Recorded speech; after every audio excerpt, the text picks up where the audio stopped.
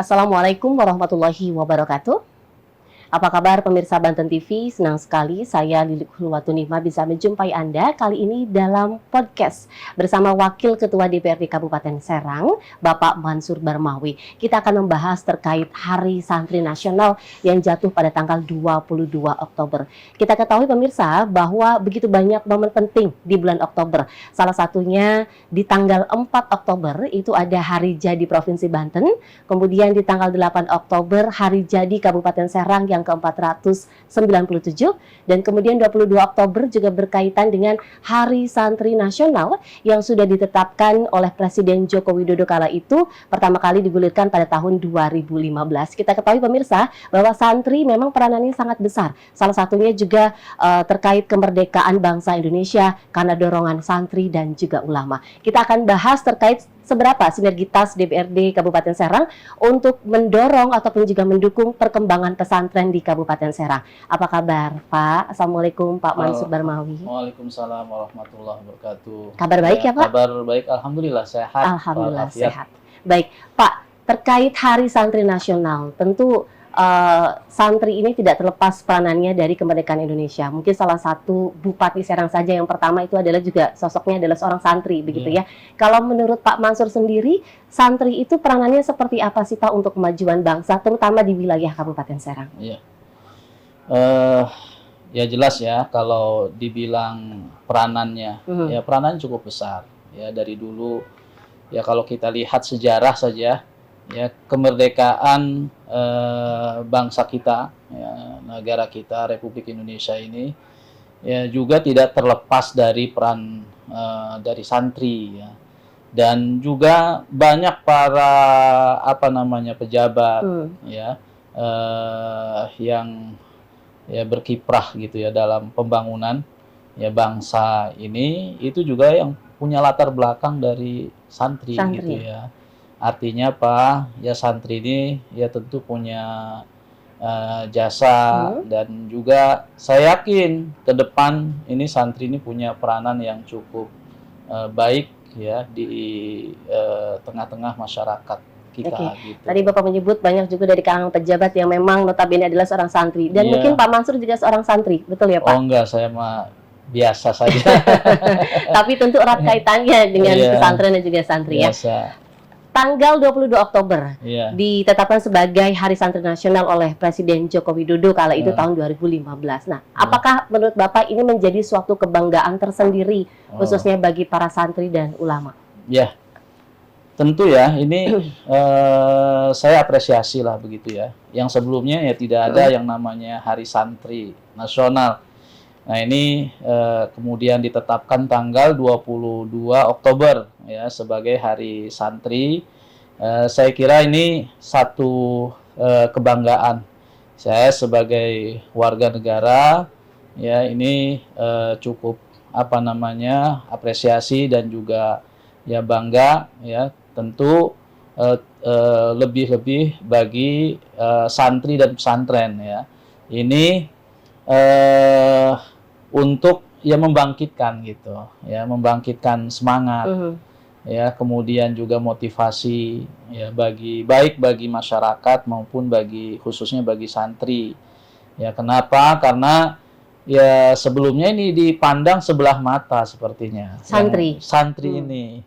Nah dengan adanya hari santri ini, saya kira ini bisa memberikan motivasi ya motivasi ya bagi santri, dan juga dorongan ya bagi masyarakat ya, orang tua yang mau mendidik anaknya di pesantren itu ya tidak memandang ya kurang gitu, atau memandang sebelah mata lah tadi ya, justru menganggap penting ya, harapannya menganggap penting bahwa anaknya itu dididik di pesantren. Oke, Gitu. karena banyak ilmu agama di situ. Nah, Tapi di bukan situ. ilmu agama, mungkin ilmu pengetahuan umum juga diajarkan di Ya. pesantren. Pak, santri erat kaitannya dengan pesantren. Kita tahu bahwa di Kabupaten Serang sendiri jumlahnya begitu banyak, ratusan begitu ya. Ratusan. Seperti apa sih Pak menurut Bapak kondisi pesantren di Kabupaten Serang saat ini? Ya memang bervariasi ya. Kalau dibilang pesantren itu, kalau sekarang istilahnya ada pesantren modern, gitu ya. Ada pesantren salafi, ya. Pesantren modern itu biasanya itu include ya dengan pendidikan formal, gitu ya. Kalau pesantren salafi ya itu biasanya tidak apa namanya ya Tidak dicampur tidak dengan dicampur formal, gitu ya. Tidak dicampur dengan pendidikan formal. Ya semuanya punya apa namanya kelebihan dan kekurangannya tentunya ya. Setiap apa namanya pola atau metode ya pendidikan. Tapi ya saya kira kalau di pesantren modern mungkin ya karena apa namanya pembiayaan ya, ini terkait dengan pembiayaan ya, ada swadaya ya dari apa wali murid misalnya, wali santri gitu ya. Nah ini ya kelihatan bisa eksis lah begitu ya.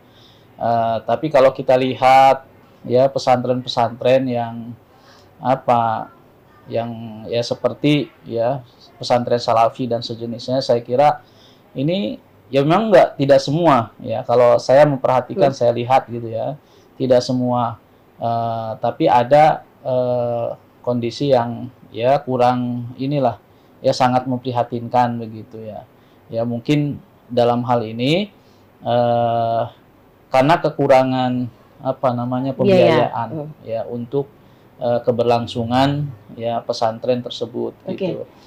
Nah, tapi saya kira semuanya ini kalau menurut saya ya harus mendapatkan perhatian gitu ya, harus mendapatkan perhatian dari apa semua pihak lah gitu, terutama dari pemerintah gitu. Kenapa? Karena peran serta ya dari apa pesantren ini ya, ini saya kira ya jangan diragukan lah ya, cukup ya besar ya saya kira perannya ya, kemudian ya terutama untuk mendidik ya generasi ya bangsa ini ya, sehingga ya kita sih berharap ya, kita berharap karena memang ya Banten ya termasuk khususnya Kabupaten Serang ini ya sudah terkenal dengan apa namanya santrinya begitu kan.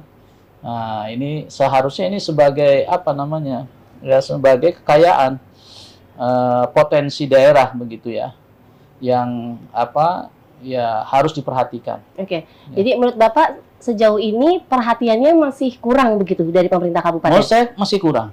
Masih kurang. Harusnya seperti apa perhatiannya? Ya, harusnya ya idealnya sih ada apa namanya bantuan ya, bantuan operasional ya, terutama untuk masing-masing seluruh pesantren. Iya. Gitu untuk seluruh pesantren, baik yang salafi maupun yang modern ya tentu secara profesional lah begitu ya. Itu saya kira secara teknis ya harus ada apa yang paham ya urusan pemerintah saya kira. Tapi perhatian itu harus ada gitu dari pemerintah. Selama ini ya saya sih ya bukan ini ya, tapi memang masih saya nilai masih kurang. Lalu apa dorongan dari DPRD Pak kepada pemerintah kabupaten? Ya tadi saya mendorong sih agar memberikan perhatian. Kalau selama ini memang tiap tahunnya belum ada bantuan yang maksimal. Belum ada. Apa sebenarnya sudah ada bantuan yang digulirkan? Ada sih ada. Ya cuman itu kan apa namanya ya ada, kalau ada orang yang mengajukan ya diproses, dibantu. Oh, berarti gitu ya. Hanya menunggu yang pengajuan saja. Kalau misalnya tidak ada yang apa namanya mengajukan, ya mungkin ya tidak ada yang tidak memberikan bantuan gitu. Jadi sifatnya ya hanya apa namanya tidak rutin ya, dan tidak menyeluruh gitu. Tapi kan di masing-masing wilayah termasuk Kabupaten Serang juga ada FSPP, begitu Pak ya, Oh, Forum iya. Silaturahim Pondok Pesantren. Ah, Nah, ini juga kan biasanya tiap tahun menerima bantuan dana hibah begitu dari pemerintah. Seperti apa harusnya nih Pak? ya karena dari aturan kan juga tidak bisa menerima setiap tahun ya, Oke. tiap lembaga itu. Dan setahu saya sih yang sebelumnya rutin ya memberikan bantuan itu dari Pemprov ya, dari Pemprov. Nah, Kabupaten Serang ini punya niatan sebetulnya, punya niatan. Kami sudah membuat Perda ya, Perda tentang pondok pesantren. Nah, ini satu niatan yang baik saya kira begitu ya. Dan itu kalau nggak salah pembahasannya tahun 2022. Nah, kita sampaikan untuk dievaluasi di provinsi ya, sampai sekarang belum belum ada hasil evaluasinya. Perdanya belum disahkan ya Pak? Jadi belum disahkan, belum ditetapkan, ya belum diparipurnakan. Menunggu hasil evaluasi ya dari provinsi. Ya, kalau sudah ada hasilnya ya baru kita tetapkan. Boleh tahu sebagian besar isinya Perda Ponpes ini terkait apa? Apakah kemajuan Ponpes atau apa? Iya, tentu semangatnya sih ya sebagian besar ya untuk ya memajukan itu Ponpes itu. Ya, kalau sudah itu ditetapkan, ini harapannya dari pemerintah daerah itu ya bisa menganggarkan lah begitu ya secara khusus ya untuk memberikan bantuan kepada pondok pesantren yang ada di Kabupaten Serang. Gitu. Pak, DPRD itu kan memang mempunyai tugas budgeting. Tidakkah menganggarkan secara khusus untuk pondok pesantren di Kabupaten Serang? Kalau tadi Bapak bilang bahwa memang butuh sekali perhatian bantuan pondok pesantren di Kabupaten Serang yang jumlahnya ratusan, tentu butuh anggarannya juga begitu banyak begitu Pak ya. Nanti dijawabnya Pak. Dan pemirsa Banten TV, kita akan kembali lagi usai jeda berikut ini.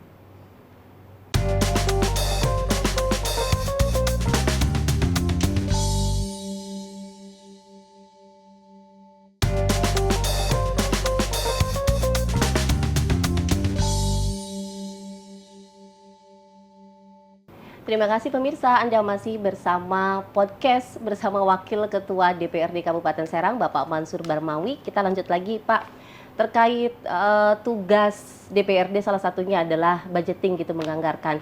Nah, bagaimana peranannya untuk menganggarkan seberapa banyak atau seberapa besar untuk pondok pesantren? Tadi Bapak kan bilang memang begitu banyak butuh bantuan begitu ya pondok pesantren untuk kemajuannya. Ya, kita menganggarkan itu kan harus punya dasar, gitu ya. Ya dasarnya ya salah satunya Perda yang sudah kita buat itu. Kalau menganggarkan ya secara global umum ya biasanya itu di bagian Kesra ya. Nah, itu kan bukan hanya untuk pondok pesantren. Bisa juga dengan untuk majelis taklim. Yang jelas bantuan, namanya juga bantuan sosial. Berarti itu nyatu ya dengan yang lain. Dan itu tadi itu ya dari sisi aturan kita tidak bisa memberikan bantuan secara terus-menerus ya pada satu lembaga. Itu yang khusus untuk hibah. Iya, untuk hibah.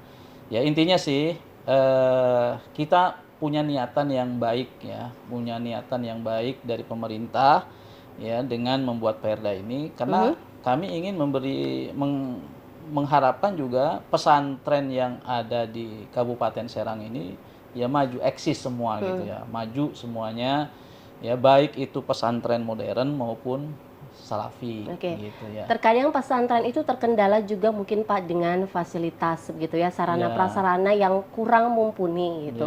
Di satu sisi dapat mencetak generasi yang Islami yang beriman, tapi di sisi lain sarana dan prasarananya kurang. Nah, selain bantuan hibah mungkin adakah bantuan yang khusus untuk mendirikan bangunan pesantrennya atau yang lain?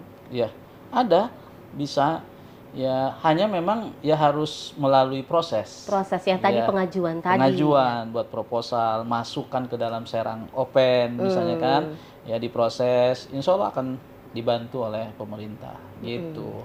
Itu saya kira karena aturannya memang begitu Itu aturan apa Pak? Dari mana? Pusat atau seperti apa? dari pusat. Dari pusat. Undang-undang. Berarti kalau bantuan memang Mendagri. tidak menerima secara terus-menerus setiap tahun ya. Iya betul. Lalu langkahnya mungkin dari DPRD agar pondok pesantren tidak hanya bergantung dari bantuan.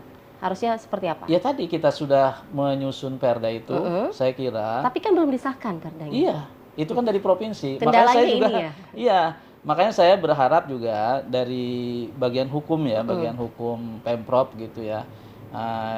Ini evaluasi perda seperti ini, ya jangan apa namanya berlama-lama lah, gitu kan. Ya karena ya kita juga ingin apa namanya ya segera ya untuk melaksanakan ya apa-apa yang ya diperlukan oleh masyarakat ya, salah satunya ya pesantren ini. Saya kira kalau perda-perda yang ya berhubungan dengan pelayanan ya kepada masyarakat ya, saya berharap sih ada percepatan lah begitu ya, jangan berlama-lama sehingga kita bisa menetapkan dan bisa melaksanakan gitu. Bapak targetnya kapan kira-kira perda ini bisa disahkan? Keinginannya? Oh, secepatnya. Secepatnya. Iya. Mungkin sebelum tahun 2024 berakhir ya. Nah, 2023 maksud saya. iya. Kalau misalnya bulan ini bisa keluar misalnya hasil evaluasi ya, kemudian kita tetapkan, itu bisa kita jadikan dasar untuk pembahasan APBD murni tahun 2024 yang agendanya sekitar bulan November. Tapi kalau misalnya apa namanya lewat lagi ya, misalnya keluar di bulan tahun 2024 ya udah lewat 2024 gitu. Ya mungkin nanti di perubahan atau di 2025 bisa anggarkan ya untuk memberikan bantuan kepada pondok pesantren yang ada di Kabupaten Serang. Gitu. Kita kembali lagi ke Hari Santri barangkali Pak. Ya. Santri ini kan tadi Bapak identik memang banyak yang mumpuni akhirnya menjadi pejabat, menjadi ketua dewan dan yang lain sebagainya. Apakah bagaimana mungkin cara untuk mencetak santri agar lebih beriman dan bertakwa? Bapak setuju tidak kalau memang santri itu banyak sekali kualitasnya juga begitu tinggi begitu? Bisa diadu dengan yang bukan santri barangkali. Iya, ya masing-masing punya kelebihan dan kekurangannya saya kira. Santri ini kan mengikuti pendidikan ya di lembaga yang disebut dengan pesantren ya, dan menginap gitu ya. Artinya apa? Fokus dia mengikuti pendidikan. Dan bukan hanya pendidikan dalam sisi wawasan keilmuan ya, tapi juga bisa aplikasi ya, penerapan dalam kehidupan sehari-hari. Dan tentunya tantangannya lebih berat gitu ya, lebih berat dibandingkan dengan kalau anak itu tinggal bersama dengan orang tuanya. Apalagi dengan zaman sekarang ini ya, HP ini salah satu problem ya di di tengah-tengah masyarakat ya. Anak cenderung misalnya asik dengan gadgetnya, dengan HP-nya gitu ya. Nah kalau di pesantren kan tidak bisa, pegang handphone, nggak pegang handphone gitu. Dia fokus belajar menghafal Al-Quran ya, belajar tentang kitab gitu ya. Jadi dia fokus betul-betul digembleng ya. Betul-betul digembleng, baik secara keilmuan maupun secara mental gitu ya. Sehingga ya cenderung yang lulusan dari pesantren ini lebih siap gitu pada saat terjun di tengah-tengah masyarakat. Oke, gitu. Tapi bagaimana dengan anggapan radikalisme yang berasal dari kalangan santri? Nah, menurut Bapak seperti apa? Bukan hanya radikalisme sebetulnya, tantangan buat pesantren ini kan. Ya makanya harus ditunjukkan oleh lembaga-lembaga pesantren ini ya bahwa di pesantren ini tidak ada radikalisme. Ya. Islam itu tidak mengajarkan radikalisme gitu. Nah, ini harus diciptakan lah begitu ya di pondok pesantren, dan juga ya saya melihat sekarang ini ya yang kasus-kasus ya Ya. moral ya seperti pencabulan dan sebagainya lah sejenisnya begitu itu terjadi di pondok pesantren ya. Ada. Dan ini juga saya prihatin lah dengan kondisi ini karena apa? Karena akan menurunkan tingkat kepercayaan masyarakat untuk mendidik anaknya di Pesantren. pondok pesantren. Padahal ya tadi itu kelebihannya luar biasa tadi yang saya sampaikan gitu ya. Dan saya yakin ya ya peran santri dan pondok pesantren untuk kemajuan bangsa dan negara ini saya yakin ya itu tidak saya ragukan lah begitu ya. Sangat besar. Nah, tapi di sisi lain ini tantangan saya kira buat pondok pesantren terkait dengan radikalisme tadi yang disampaikan, juga terkait dengan perbuatan amoral. Ya.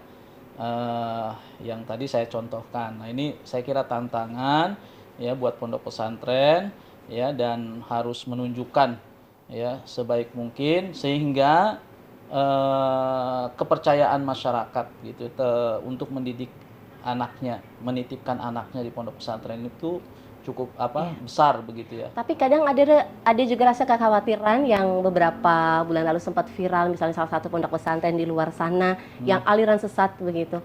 Adakah pengawasan mungkin yang Bapak ingin sampaikan, harusnya ada pengawasan dari pihak mana, pemerintah kabupaten atau DPRD agar pondok pesantren ini lurus, artinya tidak ada aliran sesat yang seperti sedang viral beberapa waktu yang lalu. Ya memang tantangan juga itu buat kita ya semua. Dan memang harus ada pengawasan.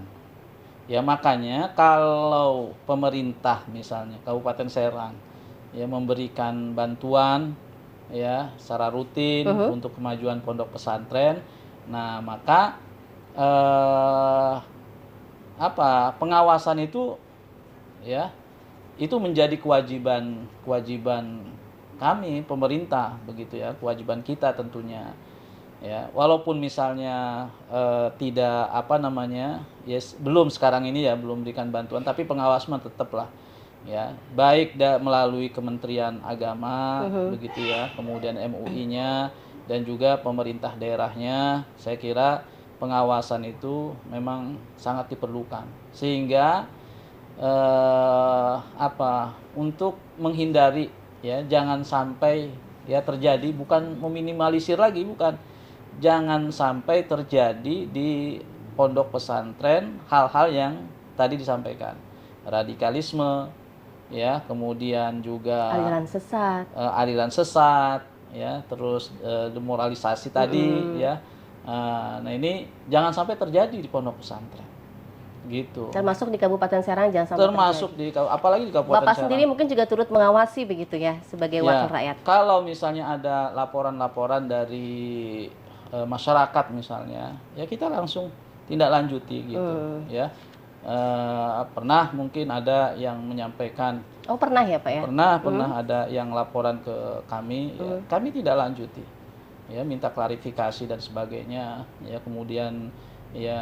Ini laporannya mengenai apa? Terkait apa? Ya salah satunya aliran sesat tadi. Oke. Gitu. Dan itu sudah di cross check langsung? Iya sudah. Sudah ditindak? Ya diklarifikasi ya, kita ada melibatkan MUI misalnya untuk ya selama masih bisa diperbaiki ya alhamdulillah kita perbaikan. Nah ya tadi itu ya bukan lembaganya ya yang harus tapi ya oknum-oknumnya lah yang perlu diluruskan begitu. Kalau lembaganya luar biasa perannya ya, karena mendidik anak bangsa ini kan ya. Nah yang terkait dengan asusila juga pernah terjadi gitu. Dan itu sudah pernah langsung juga ke ranah kepolisian begitu ya? Iya, nah itu ya kita minta tindak lanjuti sesuai dengan ya kewenangannya masing-masing lah begitu. Oke. Pak, kita sudah berada di penghujung acara. Kita minta Bapak closing statement barangkali terkait Hari Santri Nasional, apa yang ingin Bapak sampaikan. Silakan Pak. Ya, kami ya mengucapkan selamat Hari Santri Nasional, dan ini menjadi ya kebanggaan ya buat para santri saya kira, dan ya bagi santri ini bukan apa namanya satu bagian yang dipandang sebelah mata gitu ya. Anda adalah orang-orang yang ya ke depan ya memimpin ya bangsa ini, mengelola bangsa ini, sehingga ya terus semangat ya belajar di pesantren begitu. Dan juga bagi masyarakat, khususnya masyarakat Kabupaten Serang, jangan ragu-ragu untuk mendidik anaknya di pesantren gitu ya. Karena insya Allah di pesantren banyak hal yang akan didapatkan, baik pengetahuan maupun akhlak ya, dan agama terutama ya, sebagai bekal hidup ya nanti, terutama di dunia sekarang ini. Demikian ya, terima kasih. Baik, terima kasih Pak Wakil Ketua DPRD Kabupaten Serang, Bapak Mansur Barmawi. Dan pemirsa Banten TV, demikian podcast saya bersama Pak Mansur Barmawi. Selamat Hari Santri Nasional, seperti yang beliau katakan tadi, hidup santri, dan jangan lupa, jangan ragu untuk menitipkan anaknya ke pondok pesantren, begitu ya. Terima kasih banyak, saya Lilik Hulwatuningmah dan kru yang bertugas mohon pamit. Wassalamualaikum warahmatullahi wabarakatuh. Waalaikumsalam warahmatullahi wabarakatuh.